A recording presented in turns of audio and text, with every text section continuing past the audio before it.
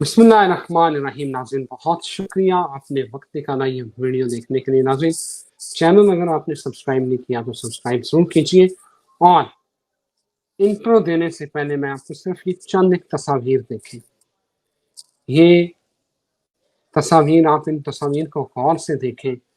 ये जो दुनिया में अरबपति लोग हैं, उनके पास अरबों डॉलर है, ये उनके बंकर्स हैं जो ज़ेरे ज़मीन बनाए जा रहे हैं करोड़ों डॉलर के। इनकी जो मिनिमम कॉस्ट है वो शुरू होती है $20, 20 लाख जो डॉलर है वहां से ये शुरू होते हैं और कई करोड़ डॉलर तक ये जाते हैं। नाज़रीन, इंसानियत खतरनाक रास्ते पर है, डिजिटल तौर पर कैद, मुकम्मल बेकाबू, तबाही ही इसका नतीजा निकलेगा। जो चीज आम लोग नहीं भांप पाए वो बड़े बड़े ये जो बिजनेस टाइकून है इनको पता चल चुका है कि कुदरती आफात या फिर जंगे इस दुनिया का सर लेने वाली है। नाज़रीन,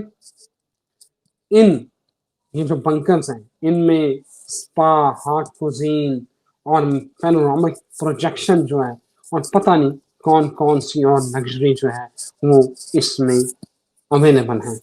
उन्हें यह है कि जब दुनिया का खात्मा हो तो ये जो रिजॉर्ट है, ये बंकर्स हैं, उसमें ये अपनी जान बचा सके। आपको याद होगा उसामा साहब ने बताया था कि जो मेटा के मालिक हैं मार्क जुकरबर्ग, उन्होंने भी एक बहुत बड़ा कॉम्प्लेक्स जो है वो तमीर करने का ऐलान किया था।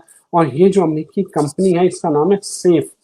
ये 1000 से ज्यादा ऐसे लग्जरी बंकर्स बना रहे हैं जो इस प्रोजेक्ट का नाम है ईरी। तो आज की इस वीडियो में मेरा सवाल है मोहम्मद उसामा अली, जो किसी तारफ के मोहताज नहीं, बहुत समझदार, पढ़े लिखे, और इनकी जो कैलकुलेशन है वो बाकी दुनिया से कम जो है ना वो 1-1.5 साल आगे चल रही होती है। तो पूछने का आज का इस वीडियो में जो मेरा बेसिक पर्पस है, क्या वाकई दुनिया खत्म होने वाली है? क्या कुदरती आफात या फिर जंगे इस इंसानियत का सर लेंगी? उसामा साहब, ओवर टू यू सर।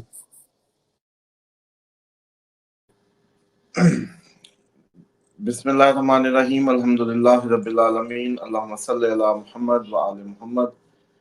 देखें, ये दुनिया की जो तबाही का तो नहीं पता कि एग्जैक्टली कब और कैसे, लेकिन अगर वाक़या नूह को देखें और माजी की जो कौमों पे अजाब आए उनको देखें, तो उनके लिए जब भी एक अजाब आया तो वो उनके लिए क़यामत ही थी उनके लिए दुनिया का एंड ही था।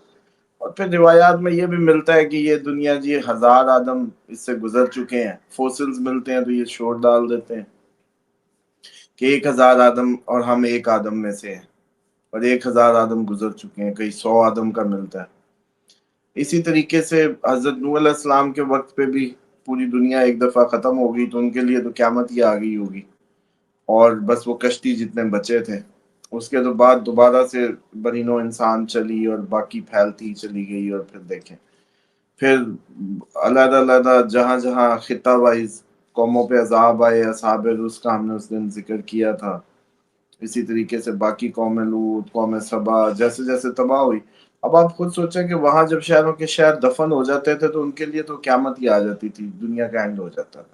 अब हमें ये सोचना है कि हमें इस चक्कर में पड़ना है कि वो वाली क़यामत जो बिल्कुल एंड होगी, day of judgement, Doom day, या हमारे लिए जब भी आ गई हमारे लिए तो क़यामत ही होगी। अगर कुदरत ने हमें रिप्लेस करने का फैसला कर लिया तो बस हमारे लिए तो क़यामत ही है, तो हमें तो उसको ही क़यामत सोच के करना चाहिए, क्योंकि हमारी गेम तो एंड हो जाएगी उधर ही। हमारी जो लाइफ लाइन है जहां एंड होती है हमारे लिए तो क़यामत ही है ना, हमारे लिए तो आखिरी दिन है।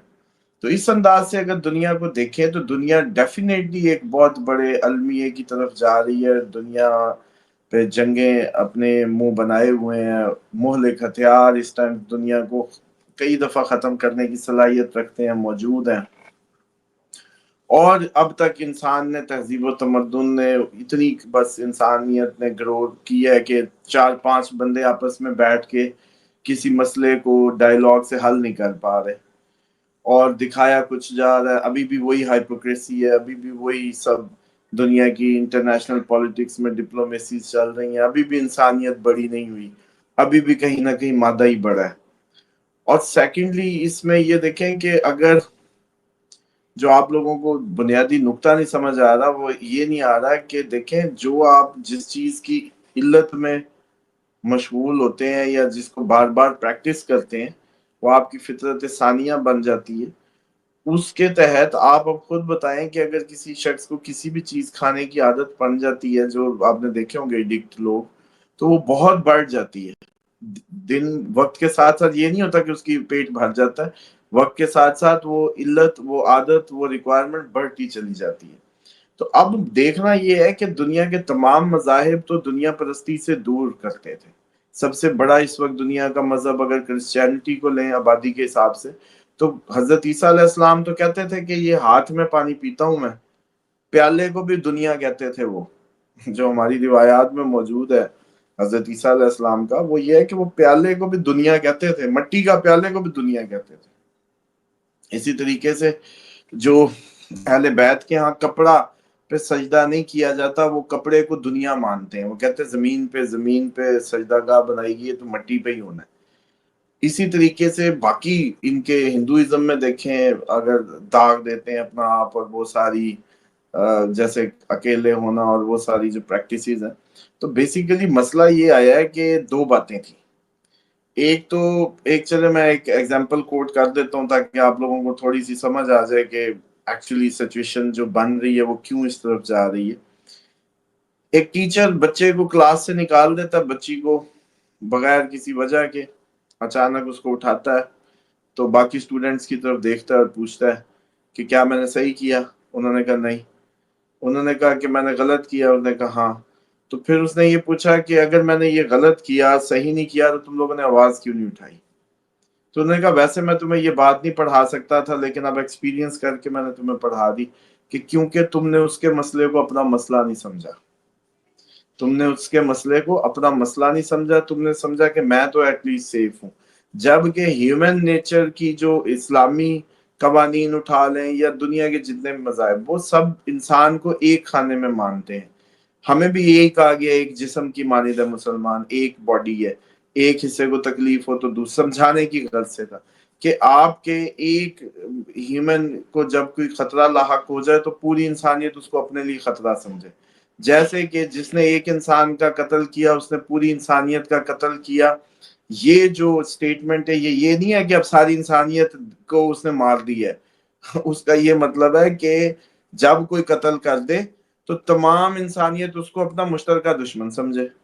اب یہاں یہ ہو رہا ہے کہ یہ دنیا غزہ کی صورتحال ہو، وہ افریقہ کے کئی ممالک کی صورتحال ہو، وہ کشمیر ہو، وہ آپ کے اور دنیا کے متنازع خطے ہوں، اب آپ کا یہ بلوچستان، جو بھی، اس کو آپ لوگ ابھی تک ایز اے ہیومن بینگ آپس میں یو این او بنا لی، آپس میں بڑے آپ لوگوں نے شنگھائی بنا لی اور پتہ نہیں کتنے آپ نے پلیٹ فارمز کریٹ کر لیے، او آئی سی تک بنا لی، لیکن آپ وہ جسم کی جو کیفیت جو اسلام آپ کو دیتا وہ ثابت نہیں کر سکے کہ اگر کوئی شخص تھریٹ بنے گا کسی ایک انسان کے لیے، ہم اس کو پوری انسانیت مل کے اپنا دشمن سمجھے گی۔ اس بات پہ آپ آئے نہیں۔ اس ریزن سے اب آپ لوگ سب کے سب پہ موت منڈلا رہی ہے، بیسیکلی پوری انسانیت پہ موت جو منڈلا رہی ہے۔ اس کی ریزن یہ ہے کہ آپ نے وہ رویہ جو ڈیوائن تھا اس کو ترک کر دیا، اور اپنا مشترکہ دشمن جو شیطان ہے اس کو آپ نے اس طریقے سے اس کو تو سمجھا ہی نہیں۔ مطلب وہ آپ کو کبھی ملا ہے؟ نہیں، آپ کو پتہ ہی نہیں ہے وہ کب آ رہا ہے، کب جا رہا ہے، کیسے کیا ہو رہا ہے۔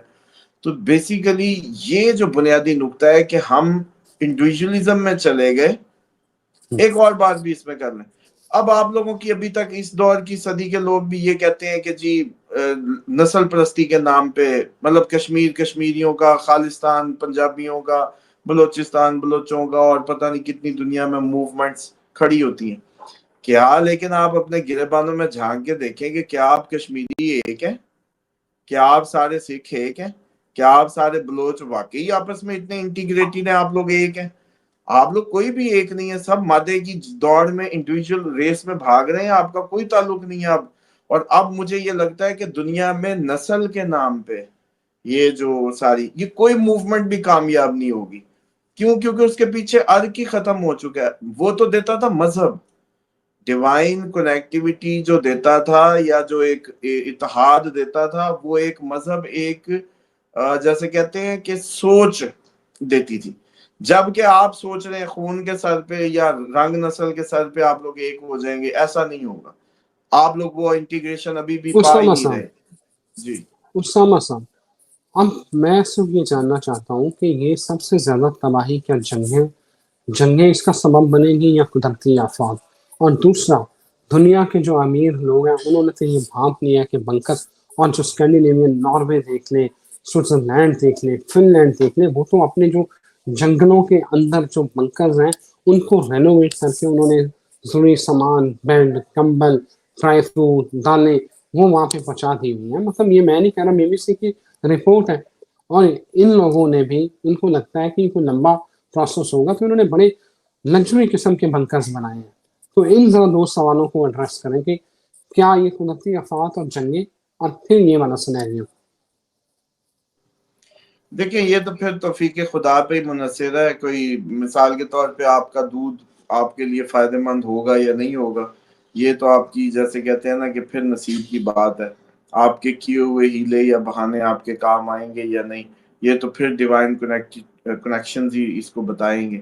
لیکن وہ لوگ اپنی طرف سے دیکھیں، ہیومینٹی کی کیئر ہے تو سب سے زیادہ دیکھیں رضوان صاحب کے لیے. رضوان صاحب قیمتی ہیں، at least he is doing something for himself. مطلب کچھ تو وہ اپنے لیے کر رہے ہیں. اور ہمارے ہاں والا رویہ تھوڑی ہے کہ جیڑی کل قبر دے وچ ہے تو وہ قبر دے وچ ہی ہے، تو وہ کوئی نہیں، اللہ خیر کرے گا، پھر ویکھی جائے گی مار کے، پھر جی کے کی کرنا ہے. مطلب اس طرح کی ایٹیچیوڈ. تو بات یہ ہے کہ انسانیت کو پھر خودکشی حرام ہے اسلام میں، اس طرح نہیں کر سکتے. ہمیں آخری وقت تک اپنی پریکاشنز لینی ہوتی ہیں. ہاں یہ ضرور ہے کہ ان کو لگژری امیروں کی بات تو ڈیفینیٹلی پوری دنیا کے امیر ہمیشہ اس طریقے سے وہ مطلب اپنے سروائیول کے لیے کرتے رہے. لیکن آپ کو یہ بتاؤں کہ ہمارے مذہب میں جو کشتی نجات ہے وہ اہل بیت علیہ السلام کی ذات کو قرار دیا گیا اور ان ہستیوں کو قرار دیا گیا. کشتی نوح سے تشبیہ دی گئی ہے. تو ہماری بقا تو بنکروں سے زیادہ کہیں ان کی اطاعت اور ان کے جیسے کہتے ہیں نا راستے پہ ہے. باقی رہ گی کہ ادھر کے امیر، آپ کو یاد ہوگا ہم نے ناروے کا اور ڈنمارک، ناروے اور اس کے جو بینکس پہ بات کی تھی کہ انہوں نے پوری دنیا کے بیج اکٹھے کر کے رکھے ہوئے، وہ اسی دن کے لیے رکھے ہوئے کہ جب دنیا ختم ہو جائے تو پھر ہمارے پاس بیج پڑے ہوں.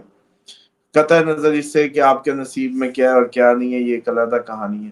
بہرحال یہ دیکھیں پوری دنیا کوشش کرتی ہے، پوری دنیا میں یہ ہے.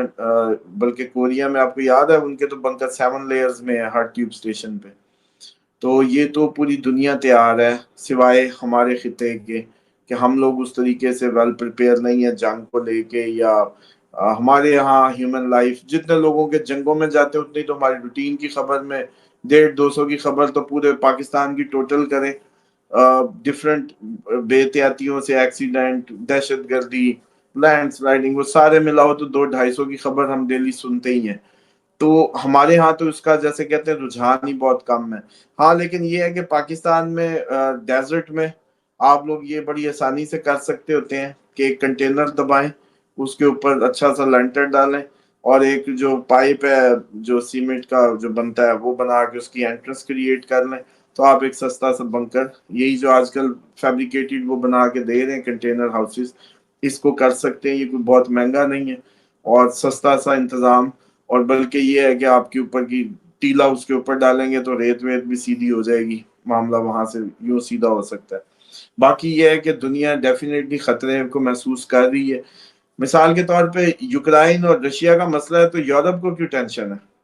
یورپ کیوں کہتا ہے ہمیں تھریٹ ہے، ہمیں سیکیورٹی گارنٹیز دو؟ بھائی مطلب اس کا مطلب ہے کہ آپ ہی ہیں پیچھے. بیسیکلی آپ نے چارہ ڈالا ہے، یوکرائن چارے کے طور پہ آگے کیا ہے رشیا کو. تو اب یہ ڈیفینیٹلی جنگ تو آگے کی آگے آپ اس کی کروٹیں بدلتی دیکھیں گی. اور قدرتی آفات کا کیا کر لیں گے جو ابھی نومبر تک مزید رہنے کے فل چانسز رہیں گے اس کے. تو بس اللہ شکریہ، تعالیٰ محفوظ کرے اور ہماری قوم کو بھی پریکاشنز کو سمجھنے کی اور لینے کی توفیق عطا فرمائے. تھینک یو محمد اسامہ صاحب، بہت شکریہ آپ کے وقت کا. ناظرین یہاں اجازت دیں، ایک نئی ویڈیو کے ساتھ پھر حاضر ہوتے ہیں. تب تک خدا حافظ.